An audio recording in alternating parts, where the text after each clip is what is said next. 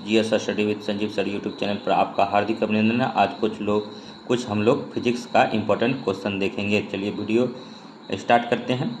तो पहला क्वेश्चन है, सूर्य को फोटोग्राफी के लिए किस उपकरण का प्रयोग किया जाता है? तो स्पेक्ट्रोहीलियोग्राफी का किया जाता है। किलोवाट घंटा एक यूनिट है, ऊर्जा का है। धर्म किसका यूनिट है? तो ऊष्मा का है। वह उच्च तापमान को मापने के लिए हम प्रयोग करते हैं ताप विद्युत उत्ताप मापी का। नेक्स्ट 5 नंबर क्वेश्चन है कि एक्स किरणें के तरंग दैर्ध्य को मापने के लिए कौन से उपकरण का प्रयोग किया जाता है? तो ब्रैग स्पेक्ट्रोमापिका। और हर्ट्ज क्या मापने की यूनिट है? तो तरंगों की आवृत्ति का। और वोल्यूमीटर का प्रयोग किसे मापने के लिए किया जाता है? तो तापमान। एक्स रे की खोज किसने की थी? तो रॉन्टेजन ने किया था, WC रॉन्टेजन ने किया था, याद रखिए। और नेक्स्ट जो क्वेश्चन है कि प्रकाश वर्ष होता है प्रकाश द्वारा एक वर्ष में चली गई दूरी, और पार्सेक मात्रक है दूरी का। और नेक्स्ट 11 नंबर क्वेश्चन देखते हैं। रक्त दाब मापने के यंत्र का नाम है स्फिग्नोमीटर है। 6 फीट लंबे व्यक्ति की ऊंचाई नैनोमीटर में कैसे व्यक्त की जाएगी? तो 183 × 10⁻7 नैनोमीटर। 6 फीट बराबर 1 फैदम होता है। शक्ति का मात्रक क्या है? वाट है। बल का मात्रक क्या है? न्यूटन है। कार्य का मात्रक क्या है? जूल है। दूध के घनत्व को किसके द्वारा मापा जाता है? तो लैक्टोमीटर द्वारा मापा जाता है। और प्रकाश वर्ष इकाई है तो दूरी का है। और उच्च वेग का संबंध जो है मैक से है। और तरंग दैर्ध्य का एंगस्ट्रॉम से है। और दाब का पास्कल से है। और ऊर्जा का जूल से है। नेक्स्ट अब 19 नंबर क्वेश्चन देखेंगे। 19 नंबर क्वेश्चन में है कि 1 हॉर्स पावर में कितने वाट होते हैं? तो 740 वाट होता है। और जूल ऊर्जा से उसी तरह संबंधित है जैसे पास्कल संबंधित है। दबाव का डेसिबल ध्वनि की प्रबलता का इकाई है। तो अश्वशक्ति शक्ति की इकाई है। और समुद्र मील जो नौ संचालक में दूरी की इकाई है। और नेक्स्ट जो देखते हैं 22 नंबर क्वेश्चन, 1 पिकोग्राम बराबर होता है 10⁻⁻12 ग्राम। और पास्कल इकाई है दाब का। वायुमंडलीय दबाव की इकाई क्या है? तो बार है। और तेल का एक बैरल निम्न में से लगभग कितना होता है? 159 लीटर होता है। और कच्चा तेल मापते हैं बैरल में मापते हैं। लंबाई का न्यूनतम इकाई है थर्मोमीटर है। और पाइरहीलियोमीटर का प्रयोग निम्न में से किसे नापने के लिए किया जाता है? तो सोलर रेडिएशन को। और मोनोमीटर के द्वारा किसकी माप की जाती है? गैसों का दाब। अति महत्वपूर्ण क्वेश्चन है। और 29 नंबर क्वेश्चन देखते हैं कि आमीटर से धारा मापते हैं। हाइग्रोमीटर से सापेक्षिक आर्द्रता मापते हैं। स्प्रिंग तुला से भार मापते हैं। और बैरोमीटर से दाब मापते हैं। निम्न तापमान किसके द्वारा मापा जाता है? तो अल्कोहल थर्मामीटर द्वारा निम्न तापमान मापा जाता है। और नेक्स्ट जो है क्यूसेक में क्या मापा जाता है? तो जल का बहाव मापा जाता है। डॉप्सन यूनिट का प्रयोग किया जाता है तो ओजोन परत की मोटाई नापने में। और नेक्स्ट है महासागर में डूबी हुई वस्तुओं की स्थिति जानने के लिए निम्न में से किस यंत्र का प्रयोग किया जाता है? तो सोनार का किया जाता है। ध्वनि की तीव्रता मापने वाला यंत्र है तो ऑडियोमीटर है। पायरोमीटर किस में मापने में प्रयोग किया जाता है? तो उच्च ताप मापने में प्रयोग किया जाता है। नेक्स्ट देखते हैं क्वेश्चन। अगर वीडियो अच्छा लग रहा हो तो लाइक कीजिएगा, सब्सक्राइब कीजिएगा और शेयर कीजिएगा तथा इसी प्रकार का वीडियो देखने के लिए हमारे GS study with Sanjeev sir YouTube channel से बने रहिएगा।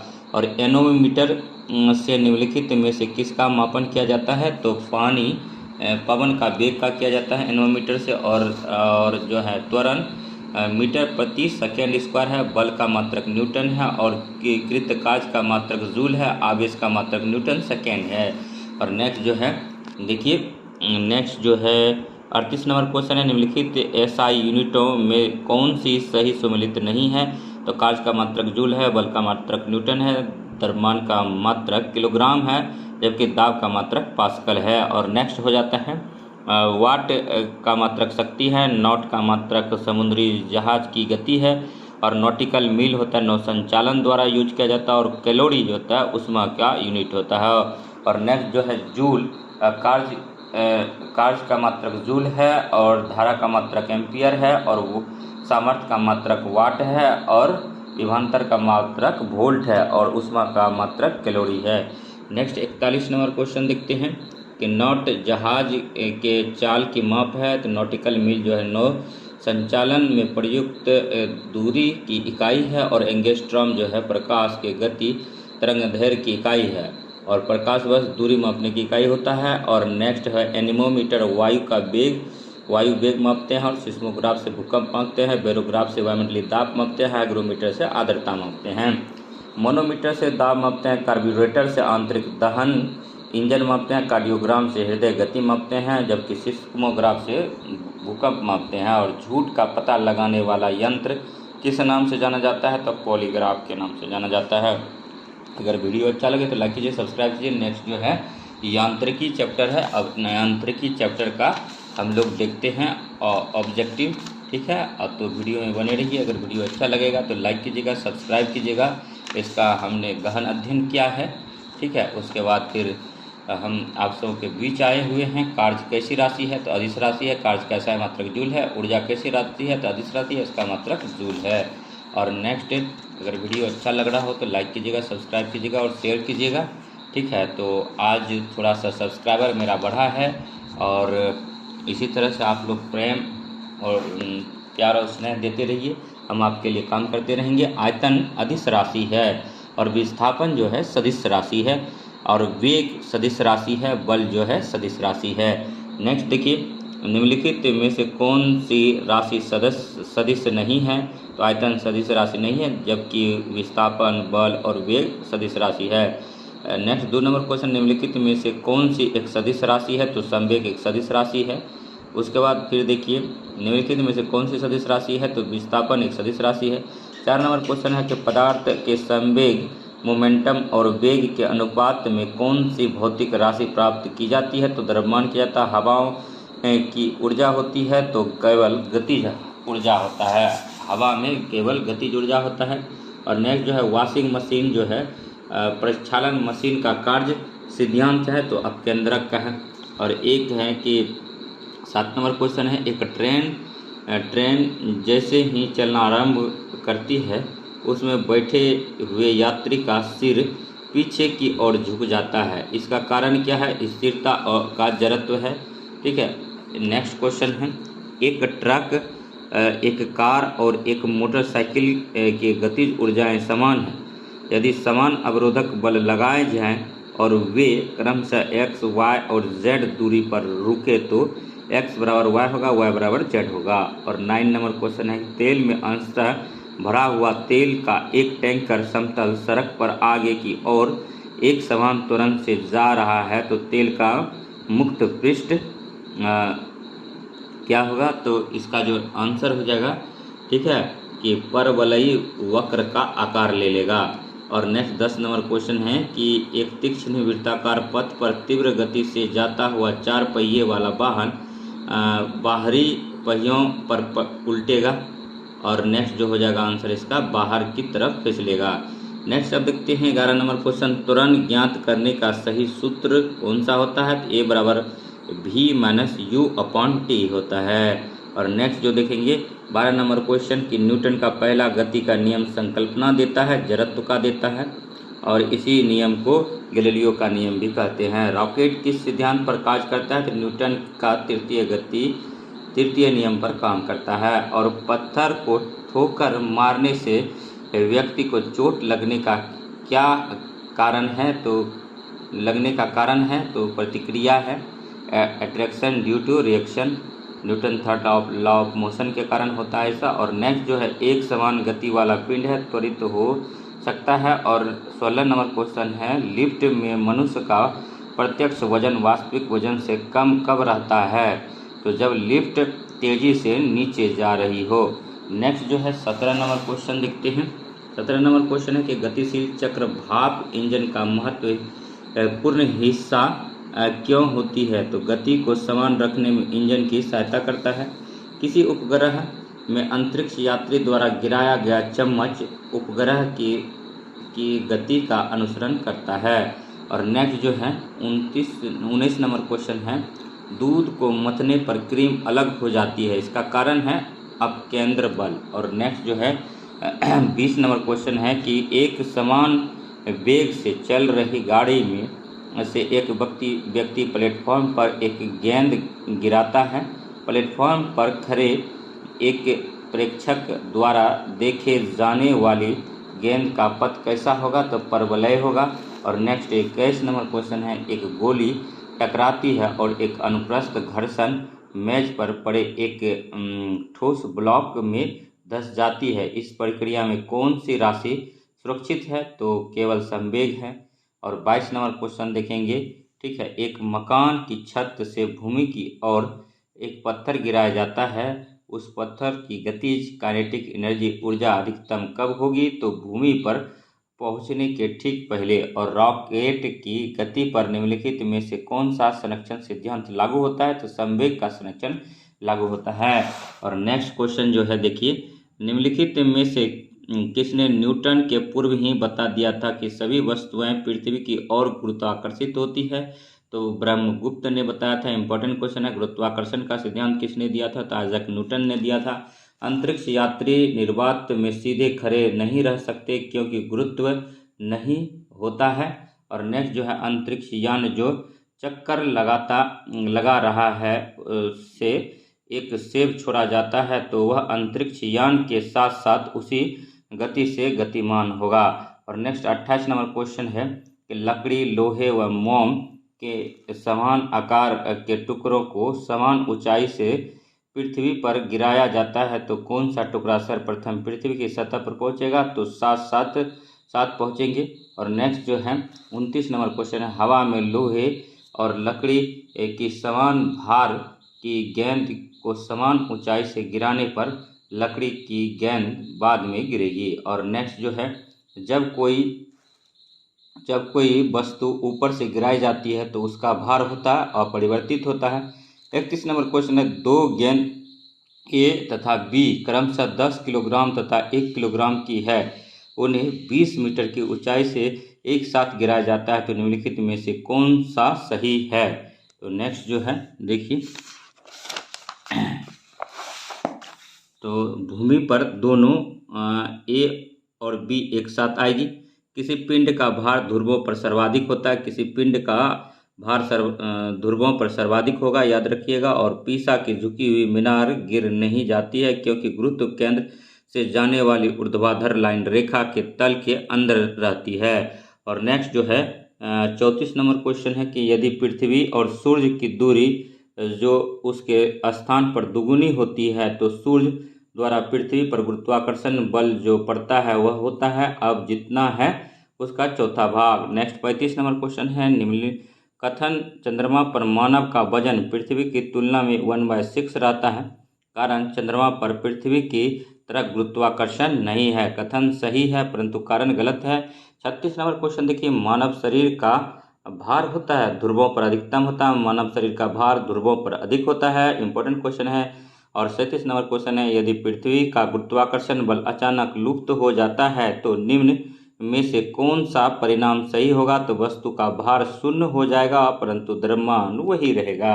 नेक्स्ट 38 नंबर क्वेश्चन देखिए, पृथ्वी के चारों ओर परिक्रमा कर रहा कृत्रिम उपग्रह इसीलिए पृथ्वी पर नीचे नहीं गिरता क्योंकि पृथ्वी का आकर्षण उसकी गति के लिए आवश्यक त्वरण प्रदान करता है। नेक्स्ट जो 39 नंबर क्वेश्चन है, अपने कक्ष में एक उपग्रह पृथ्वी के चक्कर लगाता रहता है, वह ऐसा निम्न में से किस कारण करता है? तो केंद्राभिमुखी बल के कारण करता है। और 40 नंबर है नेक्स्ट, प्रकृति के ज्ञात बलों को 4 वर्गों में विभाजित किया जा सकता है, जैसे कि गुरुत्व, विद्युत चुंबकत्व, दुर्बल नाभिकीय बल और प्रबल नाभिकीय बल। उसके संदर्भ में निम्नलिखित कथनों में से कौन सा एक सही नहीं है? तो गुरुत्व 4 में से सबसे प्रबल है। और नेक्स्ट जो है 41 नंबर क्वेश्चन, लोलक की कालावधि टाइम पीरियड है तो लंबाई के ऊपर निर्भर करती है। और 42 नंबर क्वेश्चन है कि लोलक घड़ियां गर्मियों में सुस्त हो जाती है क्योंकि लोलक की लंबाई बढ़ जाती है। नेक्स्ट 43 नंबर क्वेश्चन है, एक लड़की झूले पर बैठी स्थिति में झूला झूल रही है, उस लड़की के खड़े हो जाने पर प्रदोल आवर्तन होगा, कम हो जाएगा, घटेगा। नेक्स्ट जो है अब देखते हैं 44 नंबर क्वेश्चन है, निम्नलिखित कथनों में से विचार कीजिए, एक समान दोलक का दोलन चल रहा है। ऐसे में जब गोला माध्य स्थान से गुजरता है तो त्वरण शून्य होता है। दूसरा है हर आवर्तन में गोलक 2 बार किसी एक निर्दिष्ट वेग को प्राप्त करता है। और चौथा कथन सही होगा कि सामान्य दोलन का दोलन आयाम समय के साथ साथ कम हो जाता है। और नेक्स्ट जो 45 नंबर क्वेश्चन है, पेंडुलम घड़ी तीव्र गति से चल सकती है तो शीतकाल में पृथ्वी का पलायन वेग होता है 11.2 किलोमीटर पर सेकेंड होता है। और 47 नंबर है कि अगर किसी वस्तु को 8 किलोमीटर प्रति सेकेंड के वेग से अंतरिक्ष में फेंका जाए तो क्या होगा, वह आप वापस पृथ्वी पर आ जाएगी। और नेक्स्ट जो है 48 नंबर क्वेश्चन है कि चंद्रमा पर वायुमंडल नहीं होने का क्या कारण है। इस पर गैस अणुओं का पलायन वेग उसके वर्ग माध्य मूल वेग से कम होता है। और बॉल पेन किस सिद्धांत पर कार्य करता है, तो गुरुत्वीय बल पर काम करता है। और नेक्स्ट 50 नंबर क्वेश्चन देखेंगे, किस ए पिंड का वजन किसके केंद्र से प्रतिक्रिया करता है, तो गुरुत्वाकर्षण और द्रव्यमान के कारण करता है। और नेक्स्ट 51 नंबर क्वेश्चन, जब गुरुत्वाकर्षण के प्रभाव के अधीन परावलयी पथ में जाने वाला विस्फोटक आवरण फटता है तो उसके अंशों का द्रव्यमान केंद्र किस ओर संचालित होता है। तो नेक्स्ट इसका जो आंसर हो जाएगा मूल परावलयिक पथ के साथ साथ। नेक्स्ट जो 52 नंबर क्वेश्चन है, तुल्यकाली उपग्रह के परिक्रमण की अवधि होती है 24 घंटा होता है। और 53 नंबर क्वेश्चन, किसी तुल्यकाली उपग्रह की पृथ्वी की सतह से ऊंचाई लगभग कितनी होती है, तो 3600 किलोमीटर होता है। नेक्स्ट जो देखेंगे, पैराशूट धीरे धीरे नीचे आता है जबकि उसी ऊंचाई से फेंका गया पत्थर तेजी से गिरता है क्योंकि पैराशूट के पृष्ठ का क्षेत्रफल ज़्यादा है, अतः वायु का प्रतिरोध अधिक है। और नेक्स्ट 55 नंबर क्वेश्चन है, गुरुत्व की क्रिया के अंतर्गत मुक्त रूप से गिर रही वस्तु का भार शून्य होता है। और 56 नंबर क्वेश्चन है कि पेंडुलम को चंद्रमा पर ले जाने पर उसकी समयावधि बढ़ेगी। और नेक्स्ट जो है 57 नंबर क्वेश्चन, वायुमंडलीय हवा पृथ्वी पर रखी जाती है गुरुत्व द्वारा। और 58 नंबर क्वेश्चन है कि साधारण यंत्र किसी व्यक्ति की सहायता करता है तो कम बल का प्रयोग करके भी उतनी ही मात्रा में काम करने में। और नेक्स्ट 59 नंबर क्वेश्चन है, एक व्यक्ति एक संवेदनशील तराजू पर खड़ा है, यदि वह गहरी सांस अंदर लेता है तो तराजू की रीडिंग घटेगी। नेक्स्ट जो है क्वेश्चन 60 नंबर देखते हैं, तो वीडियो में बने रहिए। अगर वीडियो अच्छा लग रहा है तो इसको लाइक कीजिए, सब्सक्राइब कीजिए और शेयर कीजिए। नेक्स्ट देखिए, नेक्स्ट क्वेश्चन जो है बल गुणनफल है, द्रव्यमान और त्वरण का है। ऊर्जा संरक्षण का आशय है ऊर्जा का ना तो सृजन हो सकता है और ना ही विनाश हो सकता है। और नेक्स्ट 62 नंबर क्वेश्चन है कि वायु शक्ति में ऊर्जा का कौन सा रूप विद्युत ऊर्जा में परिवर्तन होता है, तो गतिज ऊर्जा। इलेक्ट्रिक बल्ब की खोज किसने की थी, तो थॉमस एडिसन ने किया था। और घड़ी के स्प्रिंग में भंडारित ऊर्जा है स्थितिक ऊर्जा है। 65 नंबर क्वेश्चन है कि निम्नलिखित में से किसी एक स्नेहक लुब्रिकेंट के रूप में भी प्रयोग किया जाता है, तो ग्रेफाइट का किया जाता है। और 66 नंबर क्वेश्चन है कि निम्न में से कौन सा बल क्षयकारी बल है, तो घर्षण बल है। और सड़क पर चलते समय किसी बैलगाड़ी के पहिए की गति किसका उदाहरण है, तो स्थानांतरीय और घर्षण घूर्णीय गति का है। और 68 नंबर क्वेश्चन है, फिक्शन कोण और रिपोज कोण निम्नलिखित में से किस रूप में होता है, तो एक दूसरे के समान होता है। अब 69 नंबर क्वेश्चन देखेंगे कि पहिए में बॉल बेयरिंग का काम है, तो गतिज घर्षण को बेलन घर्षण में बदलना। और नेक्स्ट 70 नंबर क्वेश्चन है, एक पूर्णतः घर्षणहीन पृष्ठ पर खड़ा एक व्यक्ति सीटी बजाने से अपने को गति में ला सकता है। और नेक्स्ट कारण है इसका, यदि किसी तंत्र पर कोई बाह्य बल क्रियाशील नहीं है तो इसका संवेग H परिवर्तित नहीं हो सकता है। तो A और R दोनों सही है और R A का सही स्पष्टीकरण नहीं है। और नेक्स्ट जो देखते हैं 71 नंबर क्वेश्चन, सड़क पर चलने की उपेक्षा बर्फ पर चलना कठिन है क्योंकि बर्फ में सड़क की उपेक्षा घर्षण कम होता है। और नेक्स्ट जो देखेंगे, अब नेक्स्ट क्वेश्चन देखेंगे 72 नंबर है कि निम्न कथन पर उस तथा उसके निकाले गए निष्कर्ष पर विचार कीजिए तथा बताइए कि कौन सा निष्कर्ष सही है। एक बार गाड़ी चल पड़ने के बाद घर्षण कम होता है, सही है। नेक्स्ट है 73 नंबर क्वेश्चन, एक व्यक्ति कार में जो विराम में बैठा है, सड़क से कार के 4 पहिए में से प्रत्येक पर प्रतिक्रिया R है। जब कार सीधी समतल सड़क पर चलेगी तो अग्र पहियों में प्रत्येक पर प्रतिक्रिया में क्या परिवर्तन आएगा? तो यह R से कम होगा। और नेक्स्ट जो है 74 नंबर क्वेश्चन है लोहे का एक गोला पारद पर तैरता है किंतु पानी में डूब जाता है। तो ये सही है और आर गलत है। आर क्या है? तो लोहे का अपेक्षित घनत्व पारद के अपेक्षित घनत्व से अधिक होता है, तो यही गलत है। नेक्स्ट देखते हैं 75 नंबर क्वेश्चन, लोहे की कील पारे पर क्यों तैरती है जबकि वह पानी में डूब जाती है? तो लोहे का घनत्व पानी की से अधिक है तथा पारे से कम है। और नेक्स्ट 76 नंबर है, जब कुएं में पानी की बाल्टी को ऊपर खींचते हैं तो हमें महसूस होता है कि बाल्टी पानी की सतह से ऊपर भारी हो गई। और नेक्स्ट 77 नंबर क्वेश्चन है कि एक भारहीन गुब्बारे में 200 ग्राम जल भरा गया है, इसका जल में भार होगा तो शून्य होगा। बादलों में वायुमंडल में तैरने का कारण उनका कम घनत्व है। और 79 नंबर क्वेश्चन है कि समुद्र में प्लावन करते हुए आइसबर्ग का कितना भाग समुद्र की सतह से ऊपर होगा? तो 1/10 होगा। और इसी तरह 80 नंबर पर आ गए हैं हम लोग। 80 नंबर क्वेश्चन है कि पानी के एक गिलास में एक बर्फ का टुकड़ा तैर रहा है, जब बर्फ पिघलती है तो पानी के स्तर पर क्या प्रभाव होगा? वह उतना ही होगा। और नेक्स्ट 81 नंबर क्वेश्चन है, जब कोई जहाज नदी से सागर में घुसता है तो वह कुछ ऊपर उठता है। और नेक्स्ट 82 नंबर क्वेश्चन है कि मिट्टी का तेल पानी के ऊपर इसीलिए तैरता है क्योंकि उसका घनत्व पानी के घनत्व से कम होता है। और नेक्स्ट जो है, साबुन के बुलबुले के अंदर का दाब वायुमंडलीय दाब से अधिक होता है। और नेक्स्ट 84 नंबर क्वेश्चन है कि यदि साबुन के 2 भिन्न भिन्न व्यास के बुलबुलों को एक नली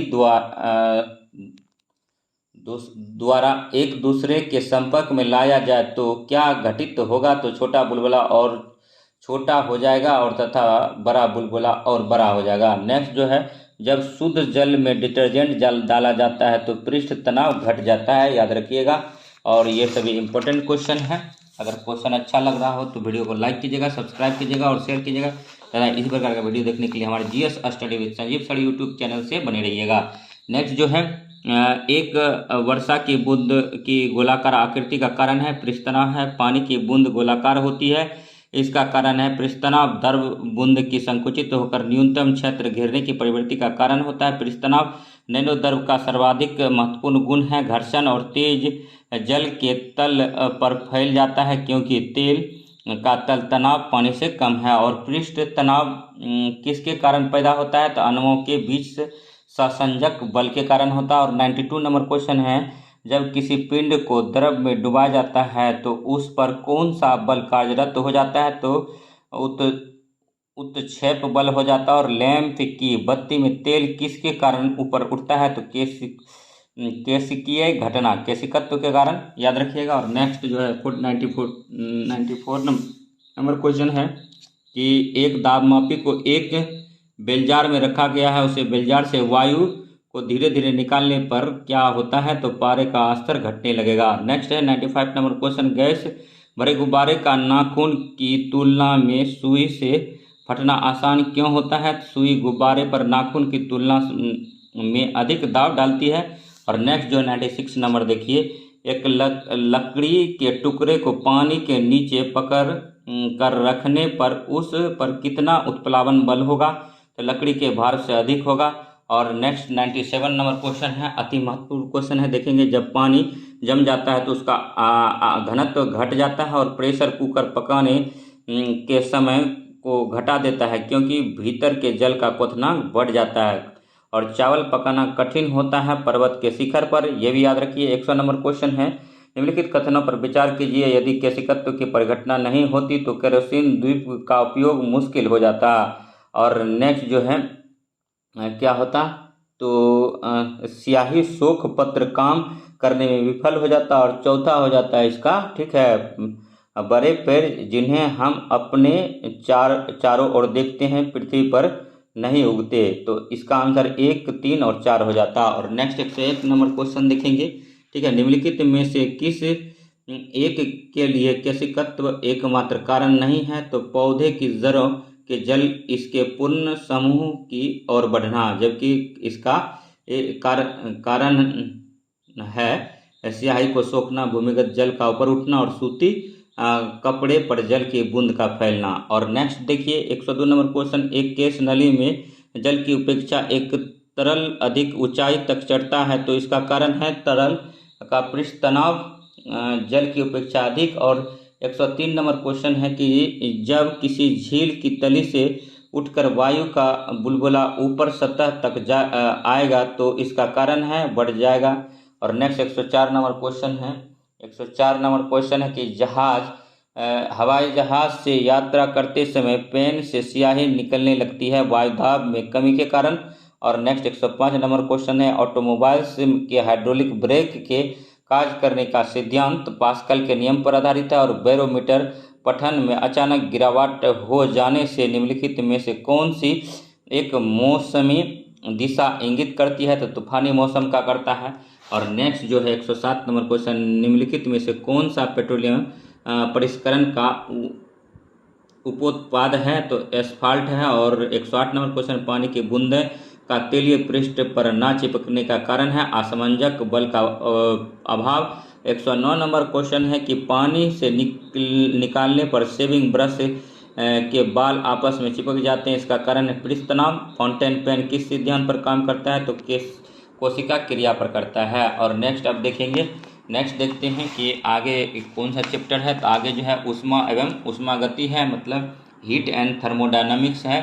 तो इसका जो ऑब्जेक्टिव है उसको भी हम लोग लगाएंगे, तो बने रहिए, देखते हैं इसमें क्या क्या होता है। इसमें सुचालक होता है, कुचालक होता है, उस पर आइडियल गैस होता है, तो इस पर जो है टोटल इसका ऑब्जेक्टिव आ गया है। देखते हैं इसका टोटल ऑब्जेक्टिव जो है करते हैं, ठीक है। इसका ज़्यादा ऑब्जेक्टिव नहीं है, तो इसका देखिए ताप गतिकीय का प्रथम नियम समानता किससे संबंध मामला है, तो ऊर्जा के संरक्षण नियम से है। जब पानी को 0 डिग्री से 10 डिग्री तक पर गर्म किया जाता है तो इसका आयतन पहले घटता है और तब बढ़ता है। दो निकायों के बीच ऊष्मा के प्रवाह की दिशा निर्भर करती है, तो उनके अपने अपने तापमान पर। और नेक्स्ट जो है उबलते जल द्वारा जलने की तुलना में भाप से जलना अधिक कष्टदायक गंभीर होता है, क्योंकि भाप में गुप्त ताप होता है, गुप्त उष्मा होती है। 5 नंबर क्वेश्चन देखिए, निम्न में से किस में संवहन होता है, तो केवल द्रवों और गैसों में संवहन होता है।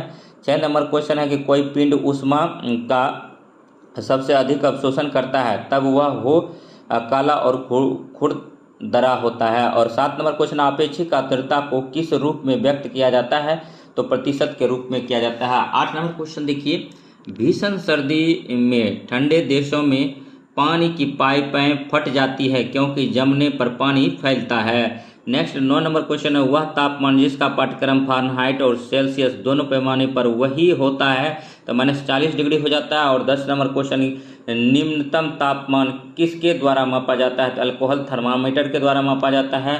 11 में है कि थर्म किसका यूनिट है, तो ऊष्मा का है। और परम शून्य तापमान क्या है, तो सैद्धांतिक रूप से न्यूनतम संभव ताप है। और थर्मोस्टेट वह यंत्र है जो किसी निकाय का तापक्रम स्वनियंत्रित करता है। तो वीडियो अगर अच्छा लग रहा हो तो लाइक कीजिए, सब्सक्राइब कीजिए और शेयर कीजिए तथा इसी प्रकार के वीडियो देखने के लिए हमारे GS study with Sanjeev sir YouTube channel से बने रहिए।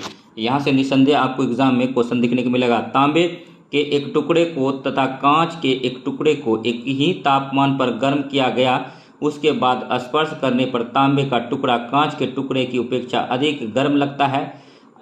तो इसका रीजन जानिए। तांबे का घनत्व कांच के घनत्व से अधिक होता है, तो ए आर दोनों सही है, परंतु आर ए का सही स्पष्टीकरण नहीं है। 15 नंबर क्वेश्चन है, डेजर्ट कूलर द्वारा शीतलन किस पर आधारित है, तो वाष्पन शीतलन पर है। 16 नंबर क्वेश्चन है, गर्म मौसम में पंखा चलने से आराम महसूस होता है क्योंकि हमारा पसीना तेजी से वाष्पीकृत होता है। और नेक्स्ट 17 नंबर क्वेश्चन है कि वायुमंडल हमारे ऊपर बहुत अधिक दबाव डालता है परंतु हम इसका अनुभव नहीं करते क्योंकि हमारा रक्त वायुमंडल के दबाव से कुछ अधिक दबाव डालता है। और नेक्स्ट जो है, बादल आच्छादित रातें वस्तु आकाश वाली रातों से अधिक गर्म होती है क्योंकि बादल पृथ्वी तथा हवा में ऊष्मा का विकिरण रोकते हैं। और नेक्स्ट 19 नंबर क्वेश्चन देखिए, कमरे को ठंडा किया जा सकता है, संपीड़न गैस को छोड़कर थोड़ा सा कमरे को ठंडा किया जा सकता है। नेक्स्ट 20 नंबर क्वेश्चन, निम्नलिखित में से कौन सा कथन सही नहीं है? तो एयर कंडीशन और एयर कूलर दोनों तापक्रम नियंत्रित करते हैं, कथन सही है। और एयर कंडीशनर और एयर कूलर दोनों आर्द्रता नियंत्रित करते हैं, तो यही गलत है। और नेक्स्ट सी नंबर देखते हैं कि एयर कंडीशन आर्द्रता नियंत्रित करता है परंतु एयर कूलर आर्द्रता नियंत्रित नहीं करता है, ये सही है। और दोनों वायु की गति नियंत्रित करते हैं, तो ये भी कथन सही है, जबकि बी कथन गलत है। लेकिन यहाँ पर क्वेश्चन पूछा था कि कथन सही नहीं है, तो बी ही आंसर हो जाएगा। और नेक्स्ट 21 नंबर क्वेश्चन है कि जल युक्त गिलास में तैरता हुआ बर्फ का टुकड़ा जब पिघलता है तो पानी का स्तर वही रहेगा। और नेक्स्ट 22 नंबर क्वेश्चन है, शीत कोष्ठ में भंडारित फल अधिक समय तक चलते हैं क्योंकि श्वसन की दर घटा दी जाती है। और नेक्स्ट जो है, यदि हवा का तापमान बढ़ता है तो उसका जलवाष्प ग्रहण करने की क्षमता बढ़ती है। और नेक्स्ट 24 नंबर क्वेश्चन, निम्न में से कौन सा एक कथन सही नहीं है? तापमान के बढ़ने पर वायु में ध्वनि का वेग बढ़ता है, सही है। वायु में ध्वनि का वेग पर दाब पर निर्भर नहीं करता। और नेक्स्ट, आर्द्रता के बढ़ने पर वायु में ध्वनि का वेग कम हो जाता है और आयाम तथा आवृत्ति के परिवर्तन से वायु में ध्वनि का वेग प्रभावित नहीं होता। तो नेक्स्ट अब देखिए, नेक्स्ट चैप्टर जो है तरंग है, यानी वेव हैं। तो वेव्स के बारे में जो ऑब्जेक्टिव क्वेश्चन बनेगा उसको देख लेते हैं। ये छोटा सा टॉपिक है, ठीक है। उसके बाद देखते हैं इसमें इंपॉर्टेंट क्वेश्चन क्या क्या बनता है। कौन सी तरंगें शून्य में संचरण नहीं कर सकती है? तो ध्वनि शून्य में नहीं कर सकता, ध्वनि एक अनुदैर्ध्य तरंग है। और निम्नलिखित में से किस प्रकार के तरंगों का प्रयोग रात्रि दृष्टि उपकरण में किया जाता है? तो अवरक्त तरंगे का। और दीर्घ रेडियो तरंगें पृथ्वी की किस सतह से परावर्तित होती है? तो आयन मंडल से होता है। और नेक्स्ट जो है, ठीक है, नेक्स्ट जो है दोस्तों, नेक्स्ट जो है, दीर्घ तरंगें पृथ्वी के किस सतह से परावर्तित होती है? तो आयन मंडल से। और पराबैंगनी किरणें में ऊर्जा किसकी उपस्थिति में अधिक होती है? तो अवरक्त किरणें। जल उपचार में पराबैंगनी किरणें का प्रयोग किस रूप में किया जा सकता है? तो रोगाणुनाशक में किया जाता है। एक्स किरणें किस प्रकार की तरंग है? तो विद्युत चुंबकीय तरंग है। और कॉस्मिक किरणें हैं, आवेशित कण है, बीपीएससी प्रीलिम्स में पूछा गया क्वेश्चन है। और एमएफ प्रसारण सेवा में प्रयुक्त होने वाले आवृत्ति बैंड का प्रसार होता है 88 से 108 मेगाहर्ट्ज के मध्य में। और नेक्स्ट जो है 9 नंबर क्वेश्चन देखिए कि एमआरआई मशीन में निम्न में से किसका प्रयोग किया जाता है? तो चुंबकीय तरंग का किया जाता है। 10 नंबर क्वेश्चन है, एक्स किरणें का प्रयोग इसीलिए किया जा सकता है कि बहुमूल्य पत्थरों और हीरों में खराबी का पता लगाने में। और नेक्स्ट 11 नंबर क्वेश्चन, निम्नलिखित में से किस विकिरण में सबसे कम तरंगदैर्घ्य होता है? तो गामा किरणें में होता है। गामा किरणें का भेदन क्षमता भी अधिक होता है। और नेक्स्ट है, सीटी स्कैन करने में प्रयोग में लाई जाती है, तो एक्स किरणें का लाया जाता है। और 13 नंबर क्वेश्चन, दो उत्तरोत्तर श्रृंग अथवा दो उत्तरोत्तर गर्त के बीच की दूरी को क्या कहते हैं? तो तरंगदैर्घ्य कहते हैं। और 14 नंबर क्वेश्चन है, दूरसंचार के लिए प्रयुक्त तरंगें हैं, तो माइक्रोवेव है। और 15 नंबर क्वेश्चन है, टेलीविजन के दूरस्थ नियंत्रण के लिए किस प्रकार के विद्युत चुंबकीय विकिरण का उपयोग किया जाता है? तो अवरक्त का किया जाता है। तो वीडियो कैसा लगा लाइक कीजिएगा, सब्सक्राइब कीजिएगा। और नेक्स्ट चैप्टर जो 5वां नंबर ध्वनि है, तो आइए देखते हैं। और ध्वनि सबसे ज़्यादा जो है ठोस में इसका स्पीड होता है, ध्वनि की चाल सबसे ज़्यादा जो है ठोसों में होता है। गैसों में ध्वनि का वेग न्यूनतम होता है, याद रखिएगा। और तो इससे जो रिलेटेड क्वेश्चन है, इससे रिलेटेड क्वेश्चन को लगा लेते हैं, ठीक है। उसके बाद फिर देखते हैं कि इससे जो है कुल मिलाकर लगभग क्वेश्चन देख लेते हैं कितना है, ठीक है। तो उसके बाद फिर चलिए बनाते हैं। नीचे दिए गए विकल्पों में से किसमें ध्वनि आर पार नहीं जा सकती है? तो निर्वात में नहीं जा सकता है, क्योंकि ध्वनि के चलने के लिए कोई मीडियम होना चाहिए। और नेक्स्ट क्वेश्चन है 2 नंबर, स्पष्ट रूप से प्रतिध्वनि सुनने के लिए परावर्तक सतह और सुनने वाले के मध्य कम से कम दूरी होनी चाहिए 16.5 मीटर। और ध्वनि का वायु में वेग अनुमानतः 330 मीटर पर सेकेंड होता है। ध्वनि का वायु में वेग 330 मीटर पर सेकेंड होता है। और नेक्स्ट जो है क्वेश्चन 4 नंबर देखिए, 4 नंबर कहता है कि निम्नलिखित कथनों पर विचार कीजिए। तो केवल 2 कथन सही है, तो सिर्फ 2 को ही पढ़ेंगे। ध्वनि शैली में से केवल अनुदैर्घ्य प्रत्यास्थ तरंगों के रूप में प्रगामी होता है। और नेक्स्ट, प्रासर्व वे ध्वनियाँ हैं जिनकी आवृत्ति होती है 20,000 हर्ट्ज से अधिक। वैसे 20,000 से अधिक जो ध्वनियाँ उत्पन्न करती है उसको प्रासर्व तरंगें बोलते हैं। नेक्स्ट जो है 6 नंबर क्वेश्चन देखिए। 6 नंबर क्वेश्चन कहता है कि लगभग 20 डिग्री सेंटीग्रेड तापक्रम पर किसी माध्यम में ध्वनि की गति अधिकतम रहेगी। लोहा में और माध्यम 1 और माध्यम 2 और इस्पात माध्यम 1 जल, दूसरा इस्पात और तीसरा नाइट्रोजन में ध्वनि की चाल को आरोही क्रम में रखिए। तो पहले तीसरा हो जाएगा, मतलब नाइट्रोजन, उसके बाद जो हो जाता है जल हो जाता है, उसके बाद इस्पात हो जाता है।